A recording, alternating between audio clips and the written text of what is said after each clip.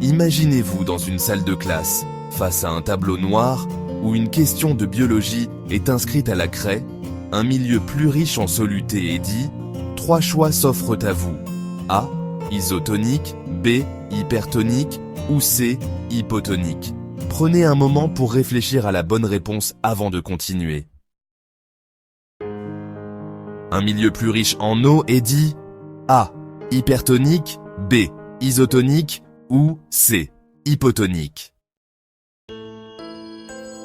Deux milieux de même concentration sont dits A. Isotonique, B. Hypertonique ou C. Hypotonique. Imaginez-vous assis dans une salle de classe française, entouré de camarades, alors que le professeur écrit une question intrigante au tableau.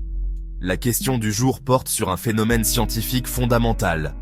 Le phénomène par lequel le soluté se déplace d'un milieu plus concentré vers un milieu moins concentré est... Prenez un moment pour réfléchir. Est-ce que la bonne réponse est A. Osmose, B. Endosmose, C. Dialyse, ou bien... Regardez attentivement les choix inscrits au tableau.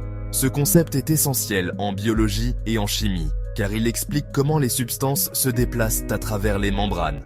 Alors, quelle option choisiriez-vous ? Dans cette salle de classe française, les élèves sont plongés dans une leçon fascinante de science. Le professeur, avec une craie blanche à la main, écrit soigneusement une question à choix multiples sur le tableau noir.